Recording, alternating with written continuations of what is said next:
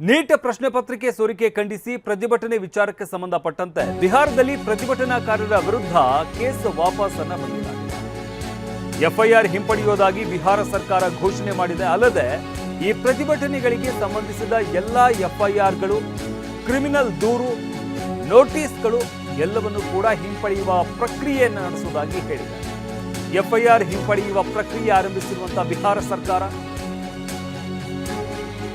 ಬಂಧಿತ ಅಥವಾ ವಶಕ್ಕೆ ಪಡೆದ ಎಲ್ಲರನ್ನೂ ಕೂಡ ಬಿಡಲಾಗುತ್ತೆ. ಅಲ್ಲದೆ ಪ್ರತಿಭಟನಾಕಾರರ ವಿರುದ್ಧ ಯಾವುದೇ ಕ್ರಮ ತೆಗೆದುಕೊಳ್ಳಲ್ಲ, ಭವಿಷ್ಯದಲ್ಲಿ ಯಾವುದೇ ಕ್ರಮ ತೆಗೆದುಕೊಳ್ಳಲ್ಲ ಅಂತ ಸರ್ಕಾರ ಭರವಸೆಯನ್ನು ಕೊಟ್ಟಿದೆ. ಆ ಪ್ರಕ್ರಿಯೆ ಕೂಡ ಈಗಾಗಲೇ ಆರಂಭ ಆಗಿದೆ.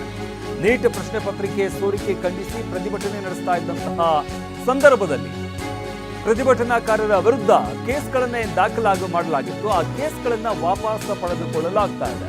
ಎಫ್ಐಆರ್ ಹಿಂಪಡೆಯುವುದಾಗಿ ಬಿಹಾರ ಸರ್ಕಾರ ಘೋಷಣೆ ಮಾಡಿದೆ. ಈಗಾಗಲೇ ಹಲವರನ್ನ ವಶಕ್ಕೆ ಪಡೆಯಲಾಗಿತ್ತು, ಅವ್ರನ್ನ ಬಿಡುಗಡೆಗೊಳಿಸುವಂತಹ ಕೆಲಸವನ್ನು ಕೂಡ ಮಾಡ್ತಾ ಇದೆ.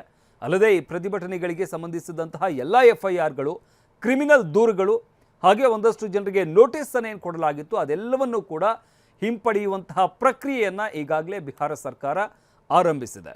ಎಫ್ಐಆರ್ ಹಿಂಪಡೆಯುವ ಪ್ರಕ್ರಿಯೆಯನ್ನು ಬಿಹಾರ ಸರ್ಕಾರ ಆರಂಭಿಸಿರುವಂಥದ್ದು. ಬಂಧಿತ ಅಥವಾ ವಶಕ್ಕೆ ಪಡೆದ ಎಲ್ಲರನ್ನೂ ಕೂಡ ಬಿಡುಗಡೆ ಮಾಡಲಾಗುತ್ತೆ ಅಂತ ಹೇಳಲಾಗಿದೆ.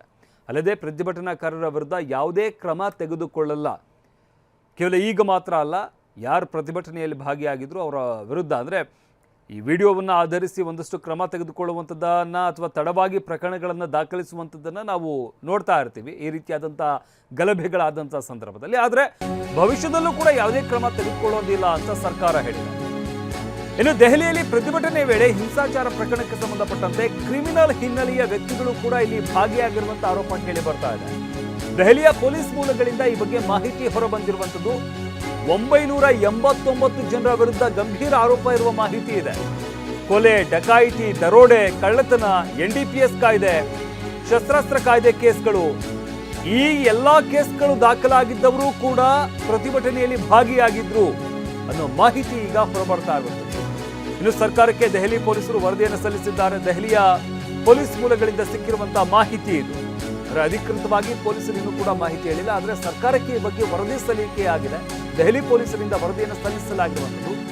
ದೆಹಲಿಯಲ್ಲಿ ಆದಂತಹ ಪ್ರತಿಭಟನೆಯ ಸಂದರ್ಭದಲ್ಲಿ 989 ಜನರ ವಿರುದ್ಧ ಗಂಭೀರ ಆರೋಪ ಇರುವಂತವರು, ಅವರು ಕೂಡ ಪ್ರತಿಭಟನೆಯಲ್ಲಿ ಭಾಗಿಯಾಗಿದ್ರು ಅನ್ನೋದು ತನಿಖೆಯ ನಂತರ ಗೊತ್ತಾಗಿರುವಂತಹ ವಿಚಾರ. ಅದರಲ್ಲಿ ಕೊಲೆ, ಡಕಾಯಿತಿ, ದರೋಡೆ, ಕಳ್ಳತನ, NDPS ಕಾಯ್ದೆ, ಶಸ್ತ್ರಾಸ್ತ್ರ ಕಾಯ್ದೆ, ಈ ರೀತಿಯಾದಂತಹ ಗಂಭೀರ ಪ್ರಕರಣಗಳು ದಾಖಲಾಗಿರುವಂತಹ ಕ್ರಿಮಿನಲ್ಗಳು ಈ ಪ್ರತಿಭಟನೆಯಲ್ಲಿ ಭಾಗಿಯಾಗಿದ್ರು ಅನ್ನೋ ಮಾಹಿತಿ ಈಗ ಲಭ್ಯವಾಗ್ತಾ ಇರುವಂಥದ್ದು. ಈ ವಿಚಾರಕ್ಕೆ ಸಂಬಂಧಪಟ್ಟಂತೆ ದೆಹಲಿ ಪೊಲೀಸರು ಈಗಾಗಲೇ ಮಾಹಿತಿಯನ್ನು ಸರ್ಕಾರಕ್ಕೆ ಸಲ್ಲಿಕೆ ಮಾಡಿದ್ದಾರೆ. ಇನ್ನು CCTVಯಲ್ಲಿ ಕಂಡು ಬಂದಂತಹ 2873 ಜನರನ್ನ ಪೊಲೀಸರು ಪರಿಶೀಲಿಸಿದ್ದಾರೆ. ಅದರಲ್ಲಿ 989 ಜನರು ಘೋರ ಅಪರಾಧದಲ್ಲಿ, ಗಂಭೀರ ಪ್ರಕರಣದಲ್ಲಿ ಭಾಗಿಯಾಗಿರುವಂಥದ್ದು ಗೊತ್ತಾಗಿದೆ. ಇದರಲ್ಲಿ 101 ವ್ಯಕ್ತಿಗಳು ಡಕಾಯಿತಿ, ದರೋಡೆ ಪ್ರಕರಣದಲ್ಲಿ, 284 ಜನ ಮಹಿಳೆಯರು ಮತ್ತು ಮಕ್ಕಳ ವಿರುದ್ಧ ಲೈಂಗಿಕ ದೌರ್ಜನ್ಯ ಮತ್ತು ಇತರೆ ಅಪರಾಧದಲ್ಲಿ 92 ಜನ ಆರೋಪಿಗಳು ಸೇರಿದ್ದಾರೆ. 135 ಜನ ಆರೋಪಿಗಳು ಕಳ್ಳತನ ಪ್ರಕರಣದಲ್ಲಿ, 229 ಆರೋಪಿಗಳನ್ನು ಶಸ್ತ್ರಾಸ್ತ್ರ ಕಾಯ್ದೆ ಅಡಿಯಲ್ಲಿ ಅವರ ವಿರುದ್ಧ ಕೇಸ್ಗಳು ದಾಖಲಾಗಿರುತ್ತೆ. 67 ಆರೋಪಿಗಳನ್ನು NDPS ಕಾಯ್ದೆ ಅಡಿಯಲ್ಲಿ ಮತ್ತು 19 ಆರೋಪಿಗಳನ್ನು ಅಪಹರಣ ಪ್ರಕರಣದಲ್ಲಿ ದಾಖಲಿಸಲಾಗಿದೆ. ಇವರೆಲ್ಲರ ವಿರುದ್ಧ ಈ ರೀತಿಯಾದಂಥ ಗಂಭೀರ ಪ್ರಕರಣಗಳು ದಾಖಲಾಗಿರುವಂಥದ್ದು. ಅವರೆಲ್ಲರೂ ಕೂಡ ದೆಹಲಿಯ ಈ ಒಂದು ಪ್ರತಿಭಟನೆಯಲ್ಲಿ, ವಿದ್ಯಾರ್ಥಿಗಳು ನಡೆಸ್ತಾ ಇದ್ದಂತಹ ಪ್ರತಿಭಟನೆಯಲ್ಲಿ ಅವರು ಕೂಡ ಭಾಗಿಯಾಗಿದ್ದರು. ಹಾಗಾದರೆ ಅವರ ಉದ್ದೇಶ ಏನು? ಇದು ಈಗ ಸಾಕಷ್ಟು ಗಂಭೀರವಾದಂಥ ವಿಚಾರ ಆಗಿರುವಂಥದ್ದು. ಇನ್ನು ಗುರುತಿಸಲಾಗದವರಲ್ಲಿ ಹಲವರು ದಿನನಿತ್ಯದ ಅಪರಾಧಿಗಳು ಅನ್ನೋದು ಕೂಡ ಪೊಲೀಸರು ತಿಳಿಸಿದ್ದಾರೆ. ಅಂದರೆ ಈ ಪಿಕ್ ಪಾಕೆಟ್ ಇರ್ಬೋದು, ಸಣ್ಣ ಪುಟ್ಟ ಕೇಸ್ಗಳನ್ನು ಮಾಡುವಂಥದ್ದು, ಅಂಥವರು ಕೂಡ, ಅಂದರೆ ಸಾಕಷ್ಟು ಜನರನ್ನು ಗುರುತಿಸಲಾಗಿಲ್ಲ, ಅವರು ವಿದ್ಯಾರ್ಥಿಗಳೇ ಅಲ್ಲ, ಆದರೂ ಕೂಡ ಅವರು ಪ್ರತಿಭಟನೆಯಲ್ಲಿ ಭಾಗಿಯಾಗಿದ್ದಾರೆ. ಅವ್ರನ್ನ ಗುರುತಿಸೋದಕ್ಕೆ ಸಾಧ್ಯವಾಗಿಲ್ಲ. ಅವರು ಕೂಡ ಸಣ್ಣ ಪುಟ್ಟ ಪ್ರಕರಣದಲ್ಲಿ ಭಾಗಿಯಾಗಿರುವಂತಹ ಸಾಧ್ಯತೆ ಇದೆ.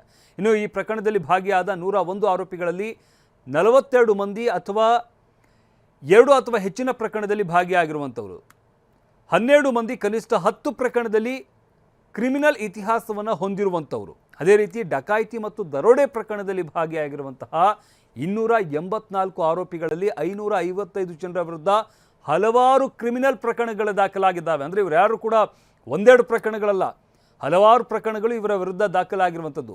ಇದರಲ್ಲಿ 31 ಜನರ ಮೇಲೆ 10 ಅಥವಾ ಅದಕ್ಕಿಂತ ಹೆಚ್ಚು ಪ್ರಕರಣಗಳು ದಾಖಲಾಗಿದೆ. ಈ ವರದಿಯನ್ನು ಸರ್ಕಾರಕ್ಕೆ ದೆಹಲಿ ಪೊಲೀಸರು ಸಲ್ಲಿಸಿದ್ದಾರೆ. ಇದರಿಂದಾಗಿ ಈ ವಿಚಾರವನ್ನು ಗಂಭೀರವಾಗಿ ಪರಿಗಣಿಸಬೇಕಾಗುತ್ತೆ. ಯಾಕಂತಂದರೆ ಇಲ್ಲಿ ಪೊಲೀಸರ ಮೇಲೂ ಕೂಡ ಹಲ್ಲೆ ಆಗಿರುವಂಥದ್ದು. ಪೊಲೀಸರ ಮೇಲೆ ಹಲ್ಲೆ ಮಾಡಿದಂಥವ್ರು ಯಾರು?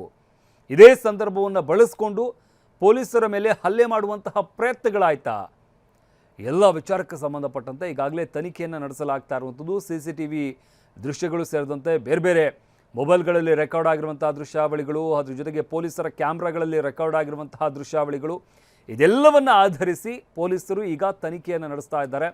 ತನಿಖೆಯಲ್ಲಿ ಈ ಒಂದು ಮಾಹಿತಿ ಲಭ್ಯವಾಗಿರುವಂಥದ್ದು 989 ಜನ ಗಂಭೀರ ಆರೋಪ ಇರುವಂಥವರು ಈ ಒಂದು ಪ್ರತಿಭಟನೆಯಲ್ಲಿ ಭಾಗಿಯಾಗಿದ್ರು ಅನ್ನೋದು ಗೊತ್ತಾಗಿದೆ. ಅಂದರೆ ಕೊಲೆ, ಡಕಾಯಿತಿ, ದರೋಡೆ, ಕಳ್ಳತನ, NDPS ಕಾಯ್ದೆ, ಶಸ್ತ್ರಾಸ್ತ್ರ ಕಾಯ್ದೆ, ಈ ರೀತಿಯಾದಂಥ ಗಂಭೀರ ಪ್ರಕರಣದಲ್ಲಿ ಭಾಗಿಯಾಗಿದ್ದಂಥವರು ಕೂಡ ಇಲ್ಲಿ ಇದ್ರು ಅನ್ನೋದು ಗೊತ್ತಾಗಿರುವಂಥದ್ದು. ಇನ್ನು ಸರ್ಕಾರ ಒಪ್ಪಂದ ಪಾಲಿಸದಿದ್ರೆ ಮತ್ತೆ ಬೀದಿಗಿಳಿತೇವೆ, ಕೇಂದ್ರ ಸರ್ಕಾರಕ್ಕೆ ಎಚ್ಚರಿಕೆ ನೀಡಿದ ಕಾಕ್ರೋಚ್ ಜನತಾ ಪಾರ್ಟಿ. ವಿದ್ಯಾರ್ಥಿಗಳ ವಿರುದ್ಧ ಪೊಲೀಸ್ ಕ್ರಮ ನಿಲ್ಲಿಸದಿದ್ರೆ ಹಾಗೂ ವಿದ್ಯಾರ್ಥಿಗಳ ವಿರುದ್ಧದ FIR ಹಿಂಪಡೆದಿದ್ರೆ ಮತ್ತೆ ಚಳುವಳಿ ರಾಷ್ಟ್ರವ್ಯಾಪಿ ನಡೆಸೋದಾಗಿ ಎಚ್ಚರಿಕೆ ನೀಡಿದೆ. ಕೇಂದ್ರ ಸರ್ಕಾರಕ್ಕೆ ಎಚ್ಚರಿಕೆ ನೀಡಿದ ಕಾಕ್ರೋಚ್ ಜನತಾ ಪಾರ್ಟಿ. ಒಪ್ಪಂದವನ್ನು ಕೇಂದ್ರ ಸರ್ಕಾರ ಉಲ್ಲಂಘಿಸ್ತಾ ಇದೆ ಅಂತ CJP ಪ್ರತಿಭಟನಾ ನಿರತ ವಿದ್ಯಾರ್ಥಿಗಳು ಹೇಳುವಂಥದ್ದು. अगर FRS के जरिए जिन लोगों को आइडेंटिफाई पुलिस ने किया, जिनके खिलाफ डायरेक्ट एविडेंस है और वो स्टूडेंट नहीं है, स्टूडेंट की FIR वापस होनी चाहिए, अपनी बात है, लेकिन स्टूडेंट नहीं, उनका क्रिमिनल बैकग्राउंड है, क्या उनको भी आप लीगल एड देंगे, हेल्प करेंगे? हमारा जो लीगल टीम है सब स्टडी करेगा, लेकिन कुछ हो पहले उसी का वेट कर रहे हैं हम लोग। सरकार एक पॉइंट हम और बोलना चाहेंगे। हमारी 25 जुलाई को जो JP नड्डा जी और जितेंद्र सिंह जी से मीटिंग थी, हमने उस मीटिंग में भी, उसके बाद जो दिल्ली पुलिस के कमिश्नर हैं उनके साथ भी जो हमारी मीटिंग थी, दोनों मीटिंग्स में हमने सरकार से मांग की थी कि जो भी FIRs अब तक फाइल की गई हैं उन FIRs की कॉपी भी हमारे साथ शेयर की जाए, जो कि अभी तक नहीं की गई। हमें उम्मीद है कि वो FIRs भी जल्द हमारे साथ शेयर की जाएगी और फिर हमारी लीगल टीम उन पर चलेगी। लेकिन अगर FRS के जरिए जिन लोगों को आइडेंटिफाई पुलिस ने किया, जिनके खिलाफ डायरेक्ट एविडेंस है और वो स्टूडेंट नहीं है, स्टूडेंट की FIR वापस होनी चाहिए, अपनी बात है, लेकिन स्टूडेंट नहीं, उनका क्रिमिनल बैकग्राउंड है, क्या उनको भी आप लीगल एड देंगे, हेल्प करेंगे? हमारा जो लीगल टीम है सब